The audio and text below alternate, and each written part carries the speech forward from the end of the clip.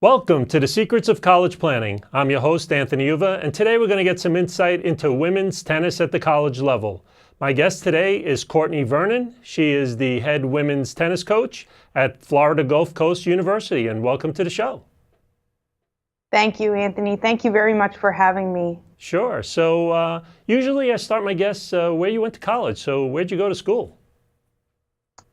I attended the University of South Florida in Tampa. All right. So let's go back in time. Let's go into high school. When did you start thinking about going to college? Was it freshman year of high school, senior year? How did it all begin for you? Wow. Well, I have a little bit of an unconventional way, I guess I would say, in how I ended up in school. But my dream and my desire was always to play professional tennis. And that was my only focus, and that's all I wanted to do. And so when I was going through high school, I kept telling my parents and my coach, I'm not going. And they were like, well, you need to be open to explore the opportunity. So it got to be my senior year, and I was top 10 in the nation in the 18 and unders, and I said, no, I don't want to go. And so that fall, I opted out of going in September, and I was not going to go, and I was just going to go all overseas and play tournaments.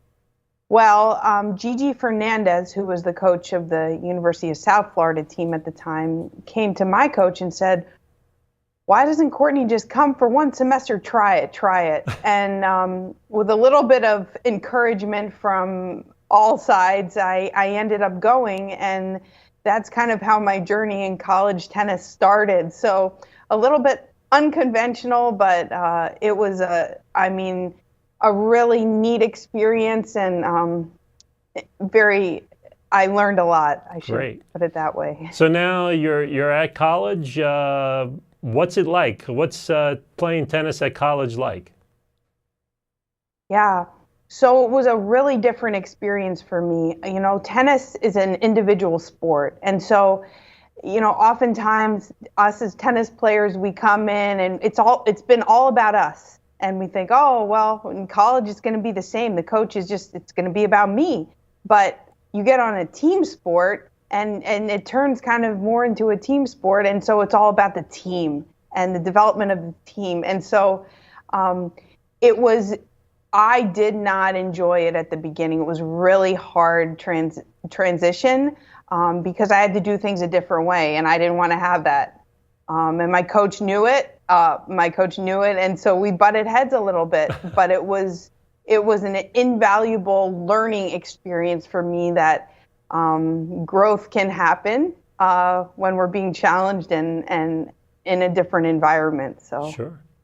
So now you graduate from college. How does one go from graduating from college to becoming the head women's tennis coach at Florida Gulf Coast University?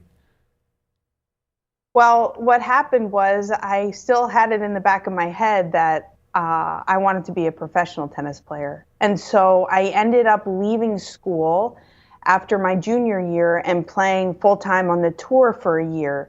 And in that year, I went all over the world and I experienced a lot, but I thought, wow, this is going to be a grind and this is not easy. And there are 1,000 other girls more than that, trying to do the same thing. So my coach was gracious enough at USF to let me come back, even though I had given up my eligibility, and be the undergraduate assistant for the team.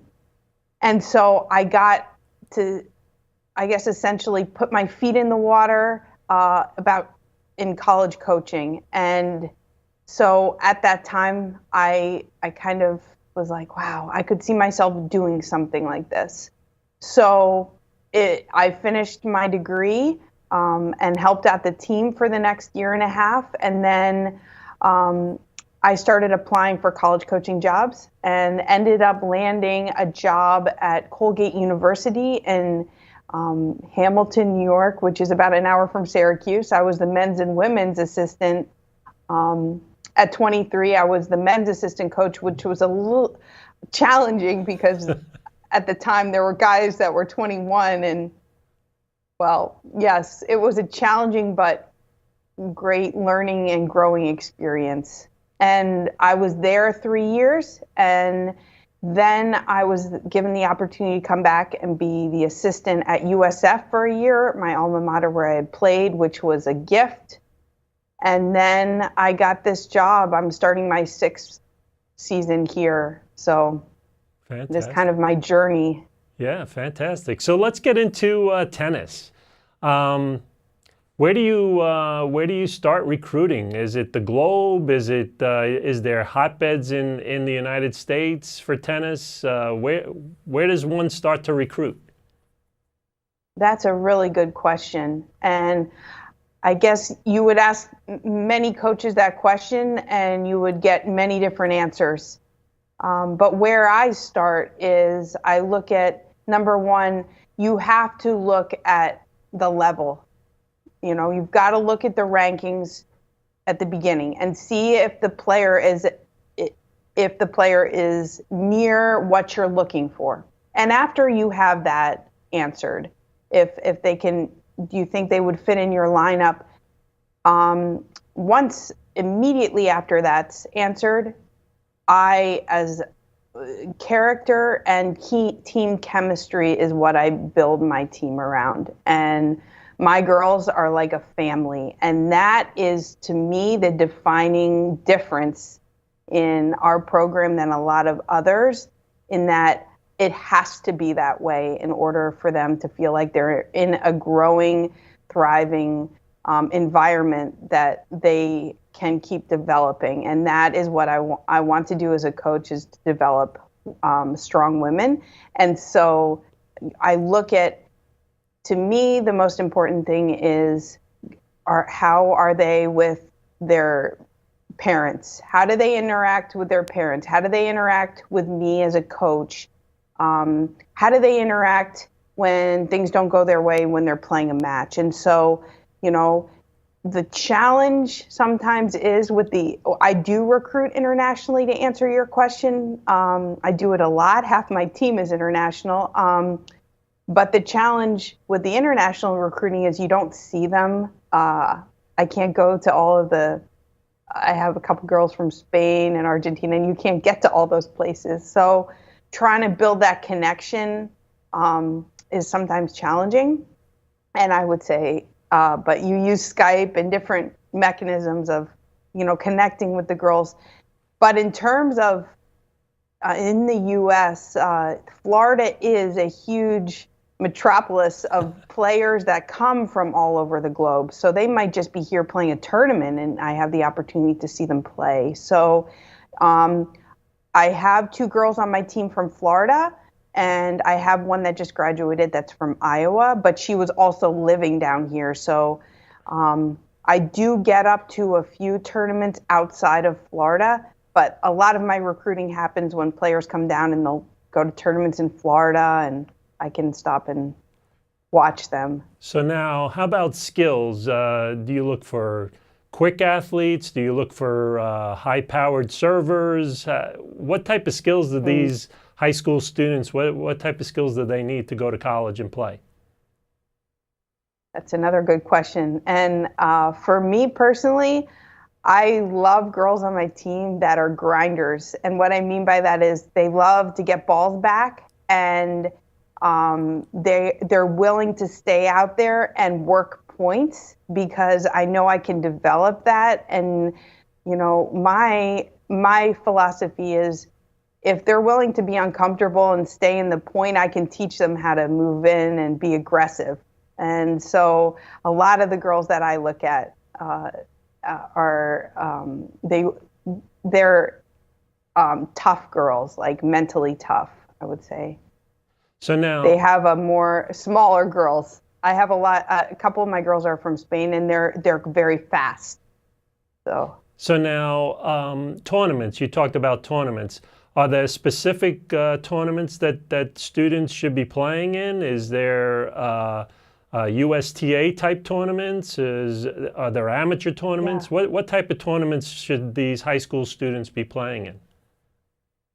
That's a good question. The USTA is all encompassing in the United States. So those tournaments are always great to be playing. They also have started the UTR, which is the Universal Tennis Rating, has also started having tournaments in the US.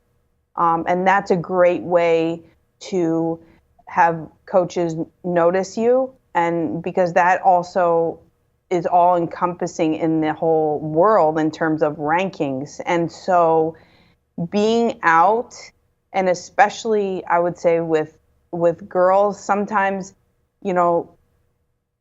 us as coaches see girls, oh, maybe they pull out of a tournament, they don't want to lose to someone. Well, that's not always a good vibe that you want to be showing a coach. Like, you want to be willing to go and play a lot, because the coach is going to think, oh, wow, like, they want to be out there. They want to keep getting better. And so just getting out there and playing matches at any tournaments is a great way for you to build your ranking, for you to build your confidence, and for you to be noticed by a coach. Now, is that a big thing in tennis? Do you have to be ranked? Do you have to be nationally ranked? Is it regionally ranked to go on to college to play? That's a good question. At the Division I level, yes, you need to be ranked. I would say it's very much kind of an expectation. Yes. Okay. And is there a particular ranking that you need to have to go to a Division I type school? Do you have to be in the top 100, 500? It just depends. I mean, the ranking system is set up differently with the USTA and with the UTR. So with the UTR, everybody that plays tennis is essentially on the UTR. Like, Federer's on the UTR. I don't even know what number he is, maybe a 16. And a lot of girls on my team are 10s. So, and 10.1, 10.4, like, so I'm looking around those numbers for a school like here, while another Division I school that's a higher level, and I will say higher level because they are right now, not that they're going to be. They might be looking at someone with a little bit of a higher UTR, and they're able to get that recruit, where we're working our way towards there. So, and then maybe a school that's not our level is looking for someone at like an 8 UTR. So I say to recruits, even if this isn't the school, there is a school, if you have a ranking and you're playing, that is looking for what you can give it. Gotcha. So now, how about grade-wise? Does everyone have to have a straight A type grade, or could you get in with a B? Well, I have to be honest and say I joke about this a little bit, because, and I tell my ladies on the team this, grades now to me as a coach are very important, because I think it is, we want to be consistent in every area. So in the classroom, on the court, and everywhere. But and here I do have an expectation. Some coaches do. Mine is a 3.5, but some coaches don't hold that. And when I was in school, I didn't put any emphasis on my grades. And so I say I did myself a disservice. But it just depends on the school. And some schools, it's more rigorous to get in. And your SAT scores, you have to take the SAT or the ACT, one of those. And it depends how much pull the coach has with admissions that they can help you get in. But grades are definitely, the coach is going to look at that, because I think it speaks of the work ethic. And no, not B's are B's are good, but if there's consistent C's and maybe there's for me, I would think, well, is there an effort? Are you putting in the effort in every area? Do you want that? So. Okay. So now, how about when they come to school there? Give us a year's worth of what the student goes through in a year when they get there. So I'm a freshman, I come to Florida Gulf Coast. Do I start the first week of August? Do I start in September? Do I play in the fall? Do I play in the spring? Give me a whole year's worth of what happens. Ooh, that's well, I won't bore you with going on for too long, but yes, I will give you. I will try to go through what's happened so far this year. So when for me personally, when my team first gets here, I give them the week kind of to adjust back into classes because they've got to start classes right away. And then, in the fall, it's our fall season is very short. Essentially, we're only allowed 120 days a year. And so we got to split that up with our main season in the spring and our fall season, which is short. We only play about 4 tournaments, and those are individual tournaments. So we're not playing as a team. We're going as a team, but we're not playing. And so we have now started our full fall practice, which essentially means we can practice 20 hours a week. And so we do 2 hours a day, Monday through Saturday, and then we have fitness Monday through Friday for an hour, and that puts us close to 20 hours. And then we'll go to those tournaments and we'll practice through November, and then they'll have a break. Finals week will be the first week in December, then they'll have a break till the beginning of January, when immediately we start our main season, and we go through that same practice fitness schedule all the way through until school ends or the conference championship. While in that time, we're playing about 17 dual matches. And so it's pretty rigorous. And I say to my ladies, I'm like, you have 2 full-time jobs. Like, it's rigorous. You are committing 3 hours a day just to that portion, plus rehab, going if you need to see the trainer, stretching, ice bath. If you need tutors, we provide that, but it's all time consuming. Mm-hmm. And so, they are having the gift, a lot of them, of being on scholarship, but it's a lot of work, and it's a good challenge, but a challenge. So now the season ends in May. And what happens in the summer months? Do they continue to keep on playing in different tournaments? My girls do. They play in the summer. A lot of them go back to their countries, and so they can play women's open tournaments, which is great for them. Some of them work, so they'll train and then they'll work. But most of them get, I would say, 2 to 3 tournaments in the summer and they're also training. Maybe not as rigorously, but they are playing.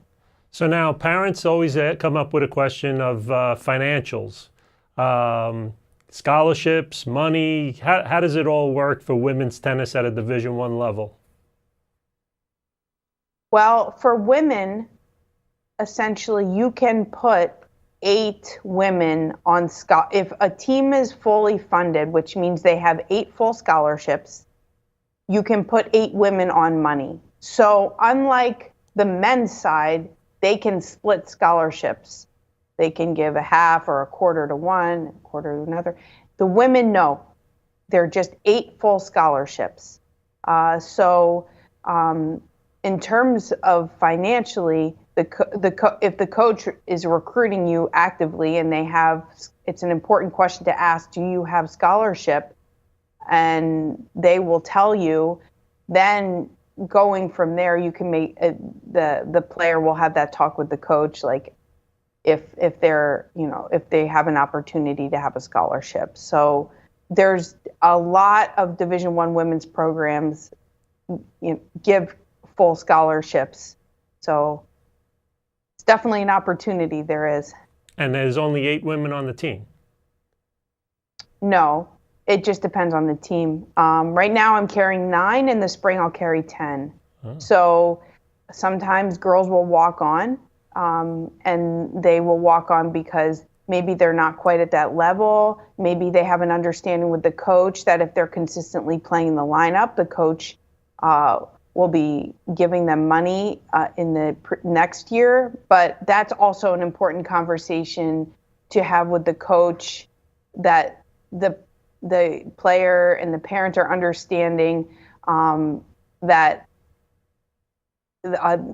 their scholarship has not been offered yet, so it's not binding. So that the communication is there, where they're not expecting one thing and maybe that's not delivered because the expectations weren't the same, if that makes sense. And what's the academics like for a student? So do they get help? Do they get extra time for tests? Is there rearranging tests? How does it all work for academic-wise at the university? Yeah, that's a good question. So at the beginning of each semester, we have an academic enrichment center, which is great. There's a lady that works just with our student athletes, and they do check-ins to make sure they're not falling behind in classes. They'll set up tutors for them. It's like amazing. And they have computers they can use. And so with that being said, I give her the lady's schedule of when we will be missing. And they are expected to present that to their professors the first week of school so that their professors can be aware and they're not penalized for team travel. So there is an understanding, and most professors are really supportive and helpful in that the student athletes feel like, they're getting what they need even though they can't be in class, because that is a big challenge. If a team is gone for 3 or 4 days, you're missing a lot of information. And that's another thing that comes up is travel-wise. Do you do all your travel just in Florida, or do you go around the whole country? Good question. We do a lot of our travel in Florida, but we're going to Texas this next year. We have Liberty in our conference, and they're up in Virginia.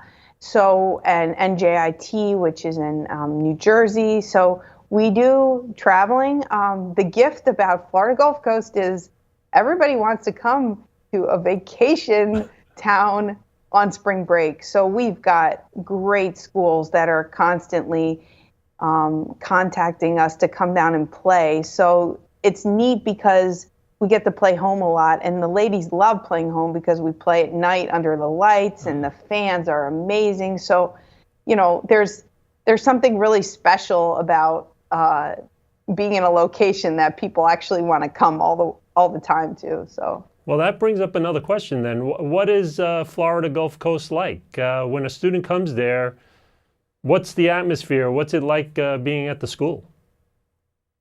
Man, it's really neat. It's interesting because a couple of my international girls weren't able to come to the campus before they signed because they just couldn't come over here. It's so expensive until they started. And they walk on the campus and they're like, "Coach, those pictures didn't do it justice," because we have a beach on campus, and they walk out the back of their dorms and they're on the beach, and the front of the dorms are on the tennis courts. And we're on a nature preserve also, so it's just like beautiful, and it's very unique. It is unique in that, it's warm all the time, and the environment is just kind of laid back, but very safe. And I always say that to parents, like, you're not going to find a safer campus. I think our policemen tend to get bored here, which is a good thing. We want them bored in terms of crime. So that's an advantage for the school, I guess, for recruiting wise. Yes, for sure. Good. So usually I ask my guests, we're coming to the end of our show, and I ask my guests, what advice do you want to give to the parents out there that their daughters want to come to Florida Gulf Coast to play tennis? What advice would you like to give them? Well, first off, I would say ask a lot of questions and encourage your daughters to ask questions. I love to hear from the ladies that are looking to go to school. I love to hear, it's sometimes, I can imagine, because I was in those shoes before, intimidating to contact a coach, email a coach. But to me, that shows a lot of courage, and it shows a lot of I would say courage to pick up the phone or send an email and say, Coach, are you looking? And with that being said, once the initial contact is there, I would also encourage the parents to do your due diligence in terms of finding out, being clear about what you and your family want in a coach, in a program, in a school, being clear of that, and then doing due diligence of looking for that and visiting schools and talking to coaches to find out if it would be the right fit, because there's going to be a right fit, but you have to put in the work to find that. And usually if a parent and the daughter is willing to do that, they'll usually find it. Great. Well, thank you very much for coming on the show. I appreciate it. Oh, well, thank you so much for having me. Yeah, no problem. So you've been watching The Secrets of College Planning. I'm your host, Anthony Uva. Until next time.